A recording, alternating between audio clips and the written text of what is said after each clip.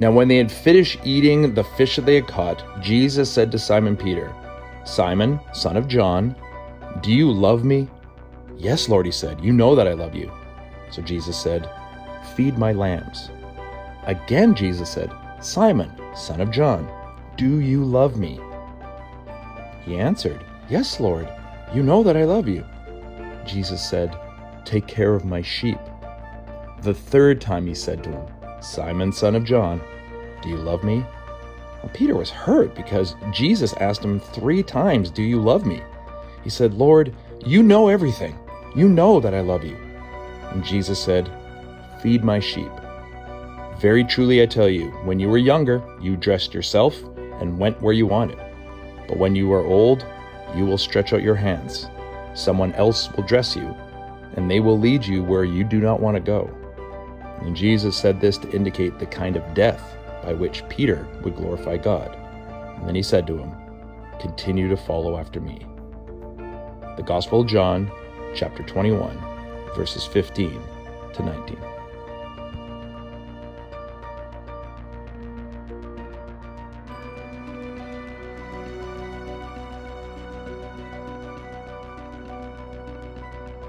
Today in the Robertson household is spring cleaning day. That's why the boys are currently at home cleaning the manse. Now, you can judge me for being a pastor that makes his kids not go to church so that they can clean, but I stand by this. I think this is important. But it is spring cleaning. I love spring cleaning. We started yesterday. We're going to carry through today. We were hoping to do a bit more outside, but given the rainy nature, I think today we will focus on the interior of the house. It feels good.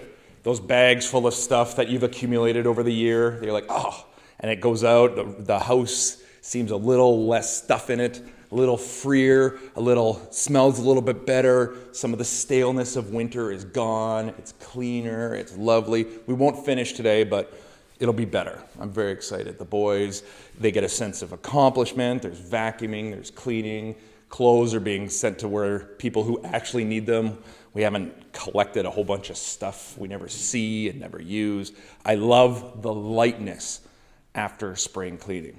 We did take down the Christmas tree yesterday. Now, on first view, on first listen, that seems like that's insane. How does it go from Christmas to past Easter? But it was intentional.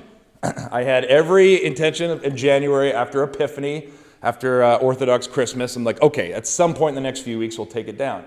But it lights up and it makes the living room so cozy that the boys were like, can we just keep it up? And so when we had like these stormy nights and then you just turn off all the lights and keep the Christmas tree going, even though it's February, it was still very cozy, made the room very warm. But I had to break and like, it is time. We are well into Easter and I miss my back door because all the bins and all the stuff are packed by the back door. I haven't walked out the back door since December. It's like, it is time. We need to clear this stuff out. I say this because our topic this morning is redemption. And that is a light, silly version of this. But redemption is everything. It is the absolute lightning of the human experience. And Peter encounters a very beautiful, challenging moment of redemption. Because life never goes according to the script we write for it. We plan, we have ethics and values, we have ideas, we have skills, and that's if things go well. That's if we're in a pretty stable place where we have the option of doing that. And yet, life still doesn't go. And why I love Peter so much is because Peter is this great disciple. He does love Jesus. He is loyal. He has made some great strides. He is the first person to proclaim Jesus as the Christ before the crucifixion. Granted, a few sentences later, Jesus calls him Satan. So Peter never stays in the great zone for very long, which is why I love him. But this ending of the Gospel of John is so important because Jesus asks Peter 3 very tough questions that, as we read, eventually break Peter's heart. Because he really does feel like, after everything we've done, you know everything. Why are you challenging how I love you? And just take a moment to recognize if there's someone in your own life that you love. And they're like, do you really love me? Seriously, do you love me? And you're like, wait, what more do I have to do? But of course, Peter, in typical Peter fashion, doesn't see the deeper message. doesn't see the power of what is taking place on that beach with a stomach full of food. Peter is asked 3 times, does he love Jesus? Why? Because 3 times, days earlier, Peter denied even knowing Jesus. This is a powerful moment of recognition of what Peter has done and redemption for Peter for what he has done. You deny me 3 times, you tell me you love me 3 times, done. While the story is specific to Peter, as with all things in the gospel, we must see in this the heart of Jesus, and we must see in this the ability to interact with Jesus in similar ways. Not the same, but in similar ways. Perhaps it's not a beach, perhaps it's the woods, perhaps it's your living room, perhaps it's your favorite chair, perhaps it's the bus, perhaps it's while you're at work, perhaps it's while you're in your field, whatever it is. The point is, and has always been for the gospel is the story of Jesus' intentional redemption of us all. The stories will be different and as varied as we are. But never doubt that redemption's at the heart of it. And redemption is important because redemption engages with the actions we wish we had not done. The choices maybe we wish we had not made. Spoiler alert, we won't remember all the choices we made, but some will stick. Some will be like, That is why redemption is so important. That is why the story of Peter and Jesus is so important, because it is Jesus acknowledging there's no sweeping under the carpet with Jesus. Never has been. Why? Because you end up with the lumpy carpet. That's a human thing. We put the stuff we think is too far and we hide it away and we move forward. And we think that's the way to go, but it catches up. You never get away with it. It may not happen today, tomorrow, or 5 years from now, but we never get away with anything. We end up with a lumpy carpet kind of life. And we're like, ooh, it's all patted down and it's all okay. For the most part, very few people in our life will call us out because we're all doing it. We're all holding it down, holding it together, just making sure, getting back home and letting it all fall.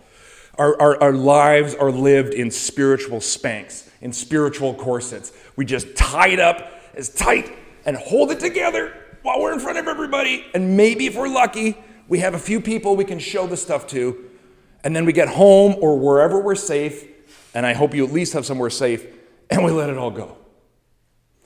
The redemption story is Jesus acknowledging that is there. You're right. You did make that choice. You did do that thing multiple times, as the Peter story says. And multiple times, Jesus says, let's undo it. Do you this? Yeah, I'm trying. Cool. Do you this? Yes, I'm trying. Okay. Do you this? Have you this? Whatever it ends up being. That is the redemption story. If I can use this word, it's the honoring of your mistakes and sin and the reversing and redeeming of the effects of them over you. Because you are his kid, that doesn't get to define you, and it doesn't get to lumpy up your carpet one moment more. He gives him forgiveness, and he gives him a mission. And for all the years we've been together, some days I do it great, some days not so much, but that's the only story I'm trying to communicate. You were offered forgiveness and a purpose. And then we got to stop breathing and find out what this whole crazy thing was. That's it. Whatever you do, however you make money, whatever your family looks like, cool. That's just part of the big story. But understand at the heart of it, what Christianity has always been, and the reason why we can call it good news, is that it offers you forgiveness and purpose. Yeah, you'll mess it up while you're going. Don't worry, forgiveness has covered it. But you're not just here just because. This world needs you in it because I've decreed, as the creator of this world, it needs you in it. It needs Teresa in it. It needs Tom in it. It needs Marion in it. And that is the purpose of God. And all these different ways in which that happens. And to close, because I think this is important, and I wanted to start this off as a joke, but I don't think I should.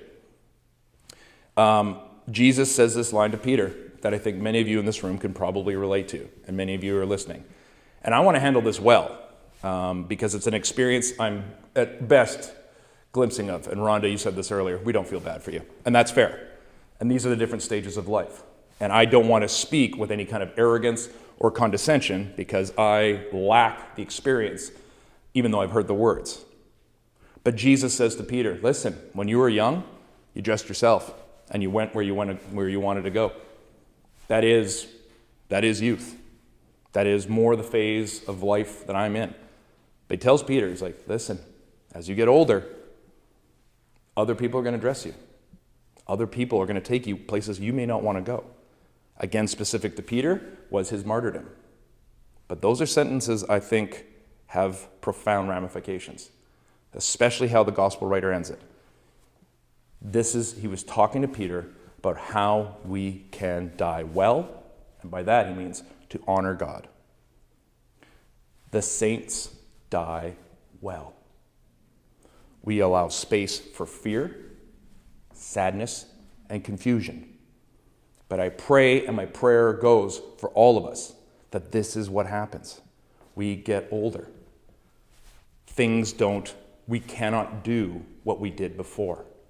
We lose, from our perspective, the ability to do what it is that we think is important. And what Jesus and what the Bible constantly reminds us is every moment you draw breath, you have purpose. It doesn't have to be what you did 30 years ago. It shouldn't be, and let's be honest, it can't be. But in this moment, Jesus says, Peter, you're going to live a while. And at the end of it, it's not going to go the way you want or believe it should.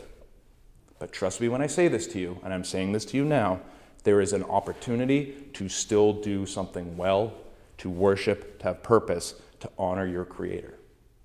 And so as we go forward in this 2022, this is a theme we need to return to again. Because we don't stay here forever. Things don't work out the way they're going to. And as a faith family, let's talk about the joy and the fun. We're always going to laugh because I'm always going to step on a cord or do something silly. But I also want to honor who you are, where we are, what we're doing, what we can do, what we want to do. Because I've said this before, and I will say it again, there is a rare beauty, grace, and power in these faith families. And in that, we have the strength to not just live in and acknowledge all stages of life, but through the power of the risen Christ, the power of this gospel, the power of why we get together, to redeem every stage of life, no matter what. And that is something we can only do through faith, through the power of the Spirit, and thanks be to Christ, who redeems every single one of our choices, every single one of our mistakes, and every single day of our life. Amen, amen, and amen.